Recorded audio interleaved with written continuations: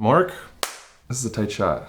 Oh, you want this is too tight? Well, we'll have the edges of the green screen if you don't care about that. Gerald, you need to step off that box so we can have the real height. Oh, there we go. Apologies. Nice to finally meet you. You as well. So I thought that we agreed that I was going to wear the black shirt. Oh no, I was hoping you were going to do the blue thing. Right. I'm going to go change. Thanks to Amaranth for sponsoring this video. We're here with Captain Disillusion.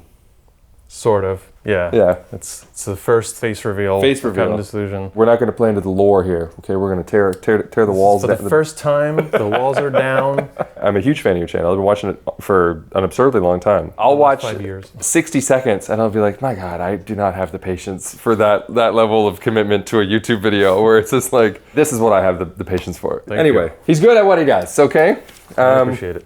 Well, we're here to see how you do what you do. This is like, I guess, for the videos, the rubric of videos called Quick D. This is most of the time the way I would shoot it. It's just kind of a more typical talking head on green screen. But the reason everything is kind of bigger than like a typical YouTuber might have is because I'm trying to do more than a talking head sometimes. Like it'll be a full body shot. I'll do something goofy. I'll fall down or whatever. So I kind of try to set things up in a way that's just like a larger space is available. And if you have green screen around you all the way, then you actually have an infinite space, don't you? You do have an infinite space, That's but right. Your body does have to take up some physical space. So I'm having to light the green screen separately, try to have all that separate. The mat is very even. And independently lit. Sometimes if I need it brighter for whatever, like if there's going to be smoke here or something weird, then we can adjust those things. And there's going to be photos of this showing up on the internet now of like you and I running from dinosaurs or something stupid or whatever. Let's give him something.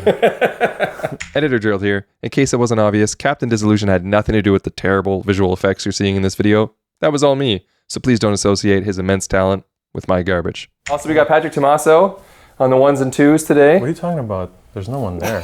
Are you all right? When we keep cutting to this other camera, it's just gonna float. Yeah, exactly. Thanks for coming, Patrick. He's using FX30 as usual, and we are doing two things for audio. We've got your boom mic. Yes, which is currently not pointed at either of us, but here we go.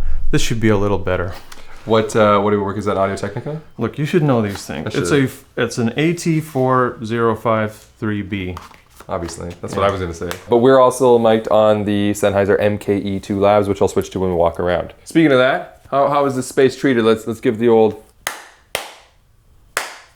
It's great. Live over there. Yeah. I can hear it from over there, but right here, right in the sweet spot, it's not bad. I'd give it 6 out of 10. All right, that's 0 fair. where it's like you're in like a wet haunted quarry, and 10 out of 10 you're in the closet. Yeah. 6.5. Fair. I've never really been super happy with it, so I agree. I'm not going to challenge you on that. What are we shooting on? What's this big camera here? So with the box? This big strange camera is the original Ursa Mini, the first generation. And to be honest, I kind of migrated from using this. I did used to do like quick Ds and things. I did most things with this camera for a while. But today I set it up as a little throwback because like I typically use the Blackmagic Pocket 4K. Here it's kind of like an older way I used to do things, and it's got a really cheap ancient photo lens on it that came with like my 7D when I bought it. What lens is it, Patrick? 28 to 135. Kids, these are the perfect settings you should use, okay? You should be shutter 144. Why are you at 144 degrees shutter? Because I was trying desperately to get some light into this camera and ISO of course should be 1600 at all times on a Blackmagic camera. You got a big, looks like a computer monitor. I put just a cheap TV. I used to have this slightly smaller one, but I don't know. I find that I like just a large screen. I just want to see all the details because I hate sitting in post and realizing that there was a flake of skin on my... And the fact that it over sharpens things in this ridiculous way, it kind of helps to see the details and make sure you're... Like if it looks not scary, you don't got like some come out of your nose or whatever. Yeah, exactly. So the mic isn't going to camera. It's going along your boom pole and then into the Zoom F6. Yep. Because you use cameras that can take XLR. Yeah. Why do you prefer to record externally? I did used to do that, but when I changed to the pocket camera, it doesn't. The mini XLRs. I didn't want to deal with that. Plus, at the time, for a while, this was the only 32-bit like recording. It's hard for me to monitor things with the makeup and stuff, so I just want it to be like, I just want to be able to trust that it's not going to blow out. So you got green screen on a big backdrop stand. You also have a gray screen. Yes. Fun fact. the videos where you use a gray screen, I always thought you were still on. I don't know what this guy does that's real and what's not real because it's all so convincing. Patrick and I have watched some of your videos and been like, the most recent one that I showed him was like, give me your opinion on this, where a series of buckets or whatever comes out of your wall, a hologram, one of them's on fire, but the one in front looks real. And I was like, Patrick, what do you think's real? And he's like, his shadow on the wall is real because he wouldn't take time to make the shadow. And I'm like, he made the shadows on these fake buckets, so like I don't know what's going on. So I thought your gray screen was green screen, and you just made it gray. This is my opportunity because I noticed you have an Amaran 300C up in the corner. Yep. This video is sponsored by Amaran, and I recently announced that I am now Amaran's ambassador. Ooh. So I come to your honor. I travel, yeah, exactly. And I believe sent you some lights too, because I thought it would be. They were nice enough to provide some lights that I was curious to try out, and I typically use a bunch of tungsten old school lights that heat up.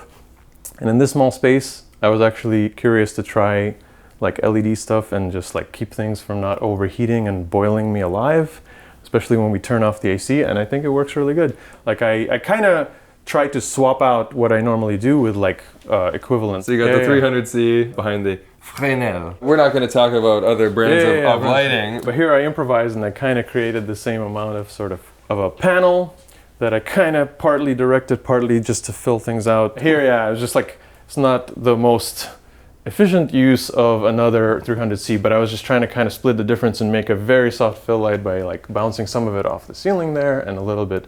And I made it a tiny bit warmer so that there's like a proper 3200 here, a little bit warmer here, and then a cool kicker. You've got a little bit of a gear rack. Anything interesting over there? Normally I'm dealing with a Pocket 4K, so I've got some Micro Four Thirds lenses like these DZO zooms. One of them is currently on that camera, and this is like a tighter 20 to 70. I have like a 10 to 24. I like a Blackmagic camera, but you're self-filming talking head. Get yourself some autofocus, sir. I am like thinking about maybe going to Sony. Like tell all your Sony cronies to make the what is it, the A1 Mark II available. Like no, I started out in the old days of corporate videos and weddings and commercials using Sony gear. In fact, you want to see the really old school, this old Sony ENG camera. Now we're speaking my language. This used to be my bread and butter with like events and like corporate stuff. So it's a lot of technology for just an SD little like video with a.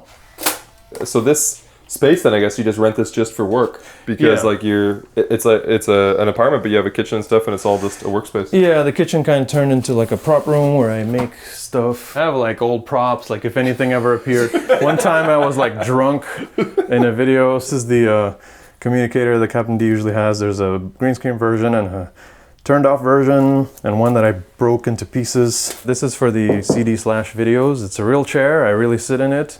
I think it's meant for like a playground. It's an outside installation thing, and I had to order from some kind of school supply thing, and they didn't want to sell it to me. They're like, "You're not a school. We're not giving you." Who's this weird guy trying to buy school chair? I'm making my own playground.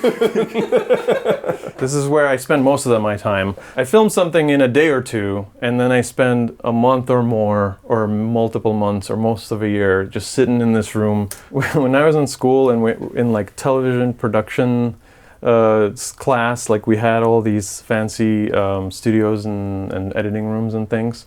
And I always liked the idea of like a proper edit bay. This desk comes with the rack? Yeah, it had the rack. That's sweet. Spots, and I just stuck different things. This is now the Blackmagic Studio 4K, I guess.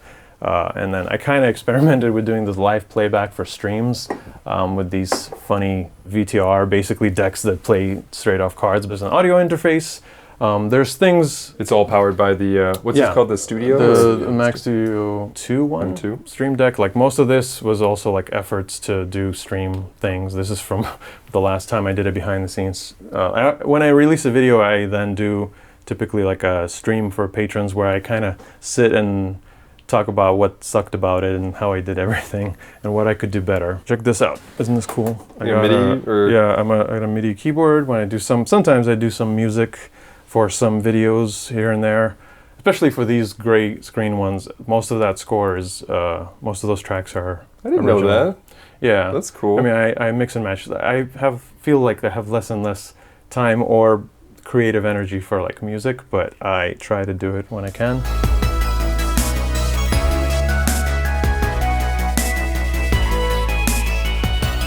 But yeah, the Wacom is mostly for doing Blender stuff, surprisingly, because I sometimes have to draw, like, Blender has this like grease pencil thing where you can do 2D animation, and sculpting, also I use it for that, for like 3D sculpting. What does the Allen button do when you stream? Oh, the Allen button is the camera, the Allen camera. When there's a camera there, it's just me going on my face. Now it's not going to do anything. You knew that too, because you pointed out that there was no camera there 3 times, but you still needed to press the button. It's fun to press the button, man. The white thing in the background was a test build of like a table I had to do for a shot where everything collapses and I fall down, and then it seemed like a good reflector. So when I do a stream, I just put a light here, just like bounce it off of that, and it's a nice sort of pseudo panel.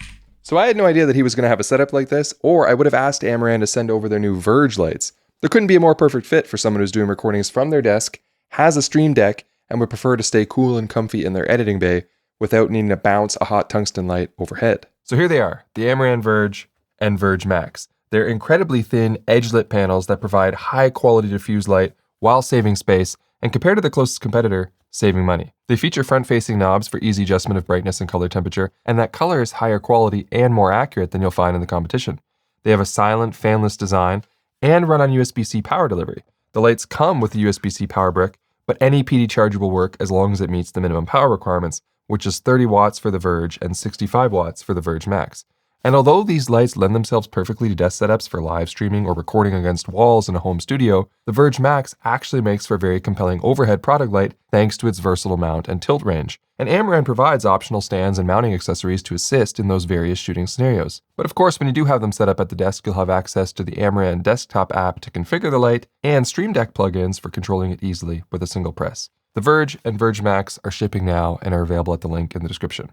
Okay. Back to the video. Okay, but this is almost on the verge of being done. You get to see me as Carl Sagan in Cosmos. I love that. That's so good. Yeah. I'm a huge Carl Sagan fan. That's pretty There you good. go. Do you do the voice? I do, but I'm not going to let you hear it just now. I have to tell you, I'm excited. I didn't know there's like we were gonna get a little sneak preview of a Carl Sagan Captain Disillusion video. Sign me up. This is kind of a wardrobe spot and some like old gear and There it things. is. I was waiting for the yellow tracksuit to make an appearance. So people sometimes ask, is there just the one? You've been doing this for what, like 16 years? Yeah, probably close to 18 now or something. And the character has been consistent. Yeah, I just thought I created something so perfect that why mess with it? It's not because I didn't want to come up with any new ideas. What? What? Okay, so let's talk about the makeup. Okay, this is the little case. Ooh, I assembled over time.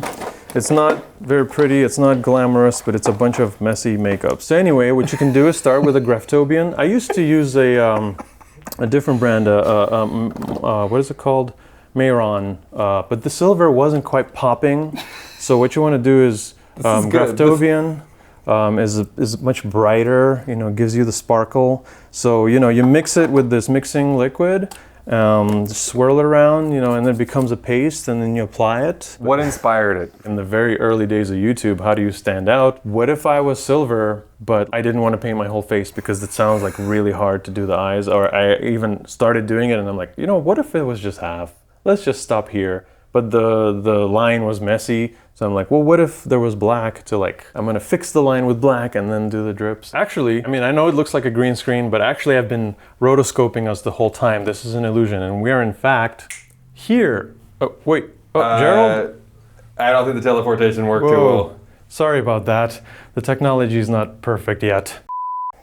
Greetings, Gerald. I recognize this shot. This room has seen a lot over the years, paint chips off, gets painted back on, I put stuff on the walls, I rip more paint off. Why a red corner?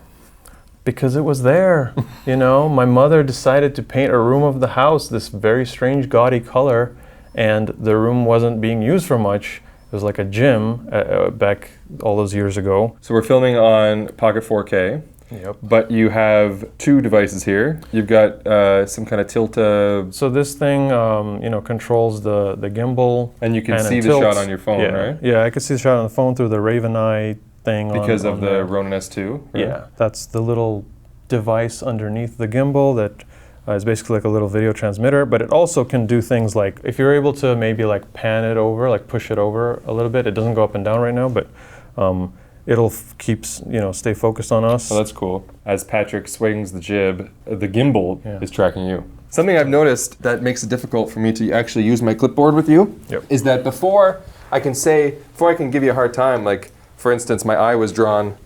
See this, Patrick?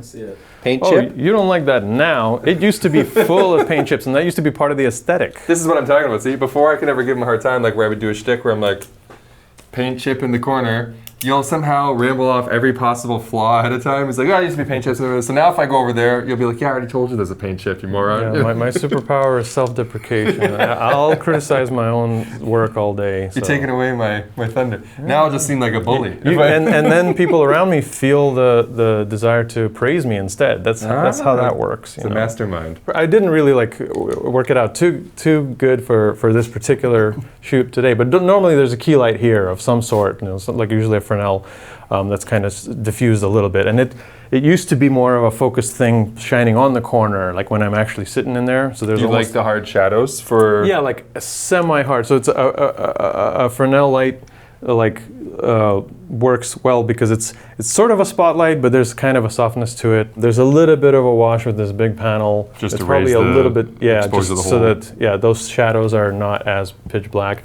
And there's a little cooler side light. Again, this would probably be like some kind of like tube or something sometimes, so that it's like a little, just like a rim. Just a hair light? And then you've got another like hair light. This kind of got added over the years. I used to sometimes rig this before I set this stuff up. I used to like rig a really crazy arm out of C-stands to try to put that backlight in there. I started doing dolly moves. Is that like what you'll go through your logo with? Or With is that the all logo post? thing, we usually do this regular tripod dolly with a center post, and nowadays it's the gimbal on just a free-form dolly like that, and we just roll it through the carpet. But eventually we got into using a jib. Like, I don't constantly break this out. I just wanted to show you like the range of what we tend to use. So like it'll be, if I do need some kind of... Yeah, unlock it. Let's test if your jib's squeaky. Nope. It is whisper silent. Whilst you do have a non-squeaky jib, you do not have it correctly. You got too many 2.5s or whatever on that So the thing. fact that I even built this just for you, Gerald, doesn't count for anything. Well, Captain, Let's have it. I've tabulated your score, and you did pretty well. You can see it's right there. So, What are you putting in here? exactly. Perfect score! Oh my god, let's play it. Let's play it now. The funny thing is that unless he does that, I'm not going to do any VFX work on that. So it was a whole I feel game. like I've done more than enough at this point. So you're just Somewhere this has to stop. you're just gonna be holding a green screen. It's fine. Audience, This is a BTS all the way. freeze frame that, put his final score on it, whatever you want, and tag us on social or whatever. My very first video's thumbnail is something like this. So this is a recreation of that. So put whatever you put want the on score. Yeah. But I would like to give you one of my coveted, although you've already ruined this by telling me that purple's the color of evil in your universe or whatever, Well, we won't tell Zeitgeist that we use a star. to be able to tour a channel that I've been watching for a really long time and that has successfully made captivating videos for, as you said, maybe close to 18 years now. It's been wild. So I don't have any notes because I was here more as just like more of a fan, observer, you know? Well, thank you so much. That warms my heart. It's fun to nerd out with someone about like the production side of things. So I'm glad you're here. It was a really pleasure for me, and I enjoy your channel. And thanks for giving me a high score. What a touching moment. You want to do it? You do it. You've been You doing it all. already You've did been it. doing it all. You Come got on, it. come on. Okay, one more official clap. Mark. Ha!